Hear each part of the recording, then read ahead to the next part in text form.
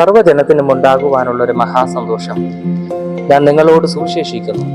കർത്താവായ ക്രിസ്തു എന്ന രക്ഷിതാവ് ഇന്ന് ദാവീദിന്റെ പട്ടണത്തിൽ നിങ്ങൾക്കായി ജനിച്ചിരിക്കുന്നു. ഈ സന്ദേശം ദൈവദൂതൻ ആട്ടിടയന്മാരോട് പറയുന്നതാണ്.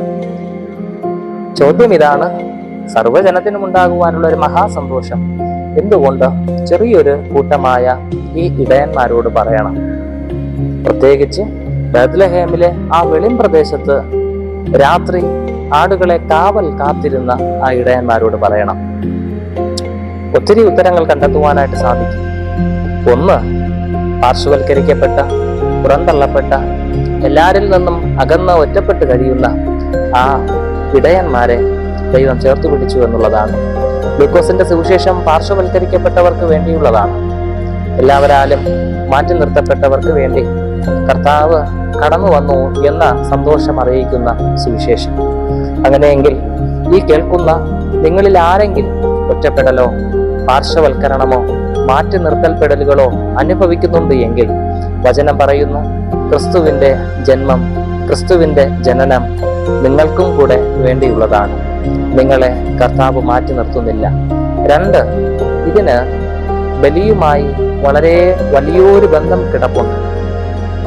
യെരുശലേമിലെ പെസഹായ്ക്ക് വേണ്ടിയിട്ടുള്ള കുഞ്ഞാടുകളെ വളർത്തുന്നതിന് വേണ്ടി പ്രത്യേകമായ ഒരു ചുമതല ബേത്ലഹേമിലെ ഇടയന്മാർക്ക് ഉണ്ടായിരുന്നതായിട്ട് ചരിത്രം പറയുന്നുണ്ട്.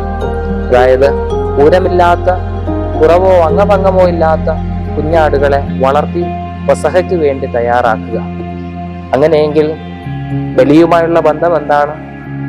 സകല ജനത്തിന്റെയും പാപത്തിന് വേണ്ടി അറുക്കപ്പെടുവാനുള്ള കുഞ്ഞാട് ബേത്ലഹേമിൽ കാലിത്തൊഴുത്തിൽ ജനിച്ച് കിടത്തിയിരിക്കുന്നു എന്ന സന്തോഷം ഈ ഇടയന്മാരെ ദൂതൻ അറിയിക്കുന്നതിന്റെ പ്രതീകമാണത്. അങ്ങനെയെങ്കിൽ വ്യക്തമായിട്ട് നാമം മനസ്സിലാക്കുക. നമുക്ക് വേണ്ടി ബലിയായ, നമുക്ക് വേണ്ടി യാഗമായ, നമുക്ക് വേണ്ടി അറുക്കപ്പെടുവാനുള്ള കുഞ്ഞാടാണ് ബേത്ലഹേമിൽ ജാതനായത്. അത് ക്രിസ്തുവാണ്. ആ ക്രിസ്തുവിന്റെ രക്ഷകനായി ഏറ്റെടുക്കുവാനായിട്ട് നമുക്ക് കഴിയണം.